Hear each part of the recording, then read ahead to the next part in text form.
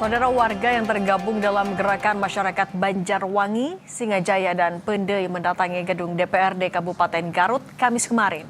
Warga menuntut perbaikan ruas jalan yang rusak.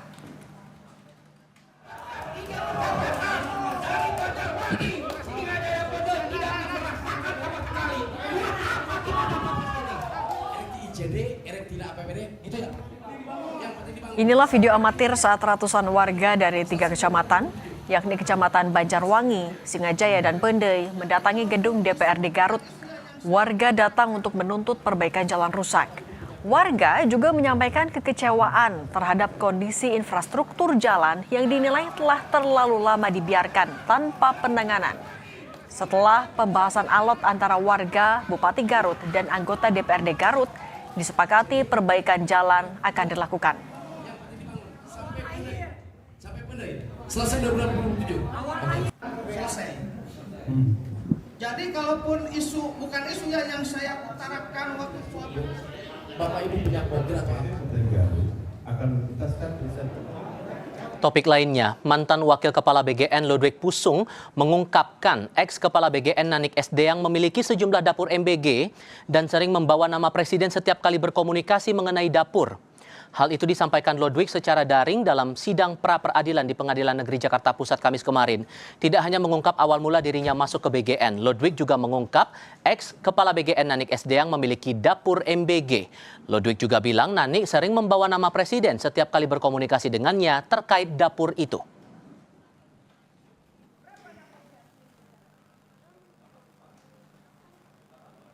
Kami bertiga wakil itu membantu Pak Dada. Namun sebelum itu, kalau saya menjelaskan ini, Ibu Nanik itu juga punya dapur. Dia setiap Sabtu dalam saya waktu itu. Dan dia gunakan itu namanya Pak Presiden. Ini punya Pak Presiden, ini punya Pak Presiden. Ya, saya harus bicara apa adanya di sini, sehingga jelas ini. Ya, biar jelas semuanya ini. Sementara itu, usai insiden keracunan MBG di 2 sekolah di Kabupaten Karo, Sumatera Utara, hingga kini masih ada 28 siswa yang dirawat di rumah sakit.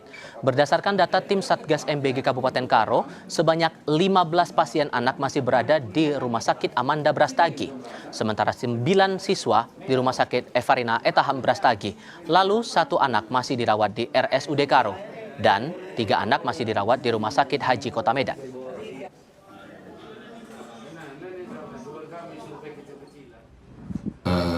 Keracunan ya MBG itu tinggal 28 orang lagi yang tersebar di 4 rumah sakit. Ya, pemerintah Kabupaten Karo ini tetap berkoordinasi dengan BGN, begitu juga dengan rumah sakit tempat siswa kita dirawat. Kemudian kita setelah berkoordinasi agar tetap rumah sakit tersebut memberikan layanan yang terbaik agar anak-anak kita ini cepat pulih dan dapat beraktivitas sebagaimana biasanya.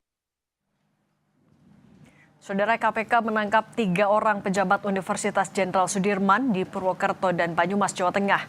OTT ini berkaitan dengan dugaan penerimaan suap atau gratifikasi pihak Rektor Unsud dalam proses penerimaan mahasiswa baru. Pak Farid. Ketiga orang pejabat yang diamankan KPK adalah NF, NAP, dan ES. Sedangkan dari pihak swasta yaitu MW, AW, dan MY. Ke-6 orang itu menjalani pemeriksaan di gedung Satreskrim Polresta Banyumas sejak pukul 13 hingga pukul 22.30. Setelah dilakukan pemeriksaan, ke-6 orang itu langsung dibawa ke Jakarta. Meski belum mengetahui secara pasti kasus apa yang menjerat jajaran rektoratnya, pihak kampus menghormati proses hukum di KPK. Yang pertama, sampai saat ini proses pemeriksaan sepenuhnya berada di tangan KPK dan belum ada penjelasan resmi mengenai hal itu. Karena itu kami belum mengetahui secara persis perkara yang sedang diperiksa maupun status hukum pihak-pihak yang terlibat. Tapi terlepas dari apapun, Unsud tentu saja menghormati seluruh proses hukum yang sedang ditangani oleh KPK ini. Kita tinjau perkembangan terbaru soal pemeriksaan Rektor Unsud dalam kasus korupsi penerimaan mahasiswa lewat laporan langsung jurnalis Kompas TV Ariel Nata dan Bimo Wicaksana langsung dari Gedung Merah Putih KPK Jakarta Selatan. Sudahkah ada penjelasan dari KPK, Ariel, soal kronologi OTT dan soal peristiwa dugaan gratifikasi itu dari KPK? Hingga sore hari ini, Tifal, masih dilakukan pemeriksaan terhadap penyidik KPK yang dimana dalam hal ini sendiri KPK telah menangkap dalam operasi tangkap tangan ini sebanyak 9 orang yang sudah dibawa ke Gedung Merah Putih KPK, yang dimana sebelumnya jika kita melihat bahwa KPK telah melakukan pemeriksaan terhadap 14 orang, yang dimana 12 orangnya merupakan yang berada di Purwokerto dilakukan pemeriksaan dan 2 orang lainnya di daerah Jakarta. Hingga saat ini masih dilakukan pemeriksaan oleh penyidik KPK, yang dimana memang jika kita mengetahui bahwa dugaan dari operasi tangkap tangan ini terkait dengan adanya kasus suap penerimaan uang oleh penyelenggara negara dalam proses penerimaan mahasiswa baru, yang dimana dalam hal ini juga ada beberapa orang yang dibawa dalam 9 orang tersebut, salah satunya terkait dengan adanya Rektor Universitas Jenderal Sudirman dan juga beberapa pimpinan lain. Dan berikut pernyataan dari juru bicara KPK terkait dengan operasi tangkap tangan yang berada di daerah Purwokerto ini. Sehingga saat ini total ada 9 orang yang sedang dilakukan pemeriksaan secara intensif, masih di tahap penyelidikan, di mana dari 9 orang itu diantaranya adalah rektor, 2 wakil rektor, dan juga pihak-pihak lainnya. Terlebih, dugaan korupsi terjadi di tahap awal, yaitu di tahap seleksi penerimaan mahasiswa baru.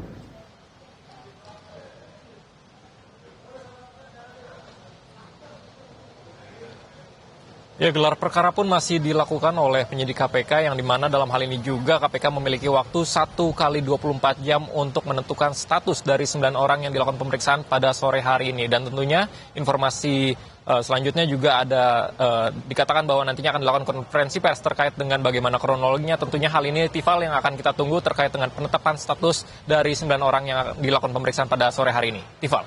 Ariel Nata, untuk prosesnya betul bahwa masih diperiksa, masih menunggu hasilnya. Tapi untuk kedatangan dari pihak Unsud, terutama ini mengingat rektorat yang ditindak dalam OTT kemarin, apakah juga sudah ada tanda-tandanya di Gedung Merah Putih? Ya, hingga sore hari ini kami masih mencoba mengkonfirmasi dengan juru bicara KPK terkait dengan proses yang dilakukan terkait pemeriksaan yang menyeret dari Rektor Universitas Jenderal Sudirman dan juga beberapa pimpinannya. Namun memang nantinya dikatakan bahwa kronologi lalu juga terkait dengan barang bukti hingga tersangka ataupun status dari 9 orang ini nantinya akan diumumkan pada saat konferensi pers. Tifal. Ariel Nata dan Bimo Wicaksana langsung dari Gedung Merah Putih KPK Jakarta Selatan. Terima kasih. Informasi usai jeda, serangan militer Yaman kembali menyasar sejumlah lokasi persembunyian milisi Houthi yang didukung Iran.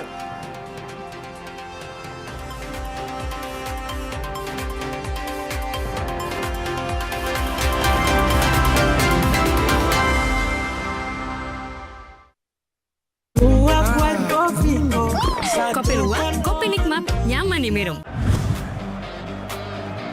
Eredivisie. Duel penuh gempuran akan tersaji di kandang Fortuna Sittard. Striker timnas Indonesia Ole Romeni akan memimpin para kolega membidik 3 poin saat menjamu AZ Alkmaar. Namun sang pemuncak klasemen datang dengan ketajaman Mix Mirdik, siap mengoyak pertahanan tuan rumah. Eredivisie, Fortuna Sittard versus AZ Alkmaar, Sabtu 22 Agustus pukul 9.15 malam. Live di Kompas TV. Tahu nggak kenapa Le Mineral seperti ada manis-manisnya? Saya lihat sendiri pabriknya. Le Mineral, air pegunungan asli, kaya akan mineral alami. Mineral inilah yang bikin airnya kayak ada manis-manisnya. Le Mineral. Tenggorokan kering bikin suasana jadi garing. Imutro. Dengan ekstrak semangka dan ekstrak lahan kul. Imutro bantu redakan panas dalam yang disertai tenggorokan kering. Diproduksi oleh Medicon.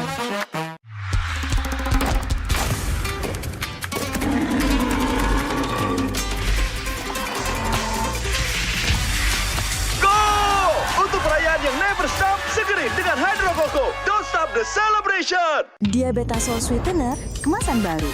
New Life Sweetener. Zero kalorinya, manisnya tetap sama. Nongkrong makin seru dengan New Life. New Life, enjoy life without worry. Ex-Jampitsus Febri Adriansyah ajukan gugatan pra-peradilan atas penetapannya sebagai tersangka. Kewajiban memeriksa calon tersangka sebelum penetapan tersangka. Tidak adanya pemeriksaan calon tersangka tidak mengakibatkan penetapan tersangka menjadi cacat hukum. Boleh jadi ada tujuan lain, memperpanjang kasus ini supaya lama. Bola Liar, Jumat 21 Agustus, pukul 8:30 malam, live di Kompas TV yang didukung oleh Sebagai destinasi pariwisata dunia, Bali terus menghadapi tantangan untuk menjaga keseimbangan antara pertumbuhan ekonomi, kelestarian lingkungan, dan kualitas sumber daya manusia. Persoalan sampah hingga pemerataan pendidikan menjadi perhatian yang terus dicarikan solusi. Lantas bagaimana langkah pemerintah Provinsi Bali menjawab tantangan lingkungan dan pendidikan demi pembangunan yang berkelanjutan? Dalam Bincang Kita, Sabtu 22 Agustus, pukul 9:30 pagi di Kompas TV, dipersembahkan oleh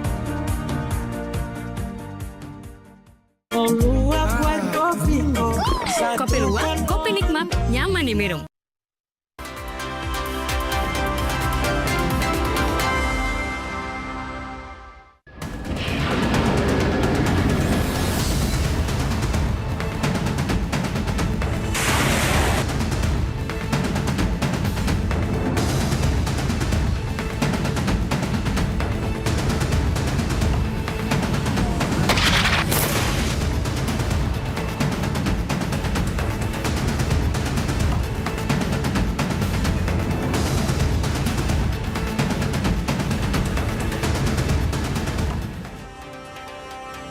Saudara, serangan militer Yaman kembali menyasar sejumlah lokasi persembunyian milisia Houthi yang didukung Iran.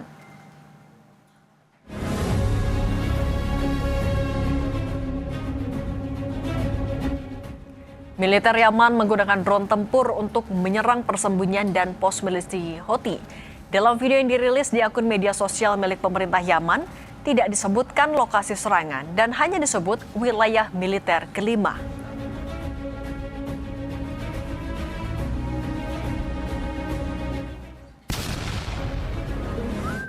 Allahu Akbar. Ya tak. Sementara di Lebanon Selatan, Israel kembali melancarkan serangannya. Dalam laporan yang dirilis oleh televisi Rusia, RT TV, serangan Israel menyasar dataran tinggi Ali Al-Taher.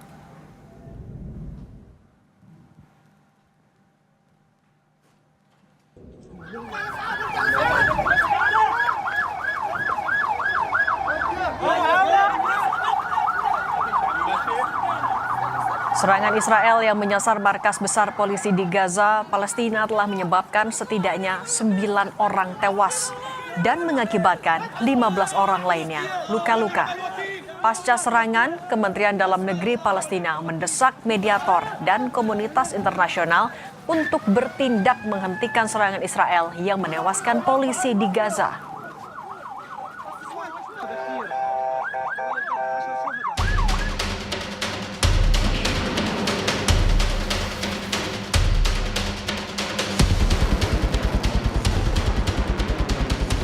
Balas Amerika Serikat, Iran melalui akun resmi di media sosial X mengunggah peta wilayah Amerika Serikat. Dalam peta tersebut, otoritas Iran menandai California dengan warna biru dan menyebutnya sebagai wilayah baru Iran. Sebelumnya Iran juga mengeluarkan respons keras atas klaim Trump terhadap Selat Hormuz. Penasihat militer pemimpin tertinggi Iran, Mohsen Rezai, melalui akun X-nya menyatakan klaim AS terhadap Hormuz yang dikuasai seperti mimpi. Rezai juga menyisipkan foto bertuliskan mimpi terlalu jauh dari kenyataan. Sebelumnya, Presiden Amerika Serikat Donald Trump kembali melontarkan klaimnya untuk memprovokasi Iran. Melalui akun Truth sosialnya, Trump mengklaim perairan strategi Selat Hormuz sebagai wilayah baru milik Amerika Serikat. Dalam klaim tersebut, Trump mengunggah peta Selat Hormuz dan sekitarnya dengan area yang dilingkari dan diberi tulisan wilayah baru Amerika Serikat. Soal klaim Trump terhadap Selat Hormuz, pakar geopolitik dan keamanan nasional Wibawanto Nugroho Widodo bilang, Hal ini dilakukan untuk memberikan tekanan ke Iran dan menaikkan daya tawar Amerika Serikat dalam negosiasi. Adalah choke point geopolitik. Siapa yang bisa mengamankan akses kepada Hormuz itu mempunyai pengaruh besar di dalam ekonomi global karena ini berhubungan dengan energi, pasar energi dan lain-lain. Ya. Jadi di sini Trump kembali lagi melakukan apa yang disebut dengan diplomasi coercive. Yang disampaikan adalah strategic signaling, itu yang pertama. Yang kedua adalah tekanan psikologi. Yang ketiga adalah menaikkan bargaining dalam negosiasi. Dan yang keempat adalah memberikan deterrence baru terhadap Iran. Dan Iran pun juga memiliki kemampuan counter yang asimetris. Itu yang kita sudah ketahui bersama gitu.